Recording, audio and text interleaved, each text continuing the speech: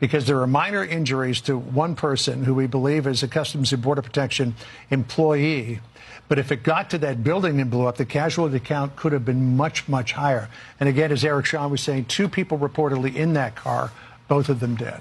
This just in now, John, and this from the NFTA. This is the airport in Buffalo. In response to this incident, the NFTA is increasing security system-wide. This means cars coming into the Buffalo airport will now undergo security checks. Travelers can expect additional screenings. The Buffalo and Niagara Falls airports are fully operational. They are advising travelers now to give themselves lots of extra time for these security precautions. We can only imagine, John, they are going to stay in place through the long holiday weekend. Now, we don't know that. I think it's reasonable to expect they will now be in place for some time resulting from this attempted terror attack. And you can imagine this being the busiest travel day of the year so far, too, that there would be a tremendous amount of traffic that was coming across the bridges from Canada into the United States. The Rainbow Bridge it's a smaller port of entry than the Peace Bridge or the Queenston Bridge are, but there would still be a lot of traffic that was coming across the Rainbow Bridge. But if all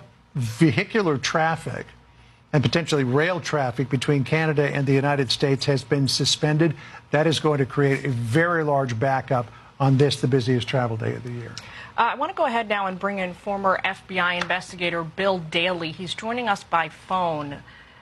Bill, before we get into the specifics, what's your reaction to what we're seeing transpire? Well, certainly disheartening here on the eve of a holiday, but certainly a time when you would expect that if there was going to be any type of an incident, it may happen during these busy travel times when areas are congested.